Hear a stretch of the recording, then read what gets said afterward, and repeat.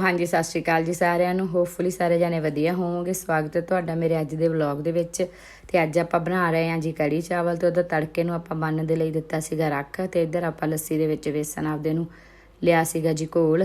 ਤੇ ਇਹ ਘੋਲ ਨੂੰ ਤੜਕੇ ਦੇ ਵਿੱਚ ਐਡ ਕਰਕੇ ਤੇ ਆਪਾਂ ਬੰਨ ਲਈ ਦਿੱਤਾ ਸੀਗਾ ਜੀ ਰੱਖ। ਤੇ ਰਾਈਸ ਆਪਾਂ ਆਪਦੇ ਪਹਿਲਾਂ ਹੀ ਬਣਾ ਲਏ ਸੀਗੇ। ਤੇ ਫਿਰ ਇੱਧਰ ਆਪਣੀ ਕੜੀ ਬਣ ਕੇ ਹੋ ਗਈ ਸੀਗੀ ਰੈਡੀ। ਤੇ ਬਾਕੀ ਖਾ ਕੇ ਪਤਾ ਲੱਗੂਗਾ। ਫਿਰ ਆਪਾਂ ਫਰੈਸ਼ ਵਗੈਰਾ ਹੋ ਕੇ ਤੇ ਅਰਪਣ ਕੇ ਘਰ ਚਲੇ ਗਏ ਸੀਗੇ। ਤੁਹਾਨੂੰ ਪਤਾ ਹੀ ਉਹਨਾਂ ਦੇ ਮਦਰ ਇਨ ਲਾਅ ਆਏ ਹੋਏ ਆ ਉਹਨਾਂ ਨੂੰ ਮਿਲਣ ਦੇ ਲਈ। ਤੇ ਆਹ ਮਾਸੀ ਆਪਣੇ ਅਮਰੀਕਾ 'ਚੋਂ ਆਏ ਆ ਤੇ ਅਰਪਣ ਦੀ ਮੰਮੀ ਕੈਨੇਡਾ 'ਚੋਂ ਆਏ ਆ, ਤੁਹਾਨੂੰ ਪਤਾ ਹੀ ਆ। ਤੇ ਫਿਰ ਇੱਥੇ ਸਾਰੇ ਜਾਣੇ ਅਸੀਂ ਇੱਕ ਦੂਜੇ ਨੂੰ ਮਿਲੇ ਤੇ ਬੈਠ ਕੇ ਗੱਲਾਂ ਬਾਤਾਂ ਕੀਤੀਆਂ। ਤੇ ਮਾਸੀ ਹੁਣਾਂ ਨੂੰ ਪੁੱਛਿਆ, ਬਈ ਤੁਸੀਂ ਬਾਹਰੋਂ ਆਏ ਆ, ਸੁਣਾਓ ਕੋਈ ਬਾਹਰ ਦੀਆਂ ਗੱਲਾਂ ਬਾਤਾਂ। ਇਹ ਕਹਿੰਦੇ ਸਾਨੂੰ ਤਾਂ ਨਹੀਂ ਏਡਾ ਵਧੀਆ ਲੱਗਿਆ ਬਈ, ਕੰਮ ਕਰਨ ਵਾਲਿਆਂ ਵਾਸਤੇ ਹੀ ਬਾਹਰ ਵਧੀਆ ਵਾ, ਦੂਜਿਆਂ ਵਾਸਤੇ ਤਾਂ ਮਿੱਠੀ ਜੇਲ੍ਹ ਆ। ਫਿਰ ਇੱਦਾਂ ਹੀ ਅਸੀਂ ਆਪਦੀਆਂ ਗੱਲਾਂ ਬਾਤਾਂ ਕੀਤੀਆਂ। ਤੇ ਇਹ ਸੀਗੀ ਜੀ ਅੱਜ ਦੀ ਆਪਣੀ ਵੀਡੀਓ। ਤੁਹਾਨੂੰ ਵਧੀਆ ਲੱਗੀ ਤਾਂ ਲਾਈਕ ਕਰਿਓ ਤੇ ਪਲੀਜ਼ ਚੈਨਲ ਨੂੰ ਸਬਸਕ੍ਰਾਈਬ ਕਰਿਓ।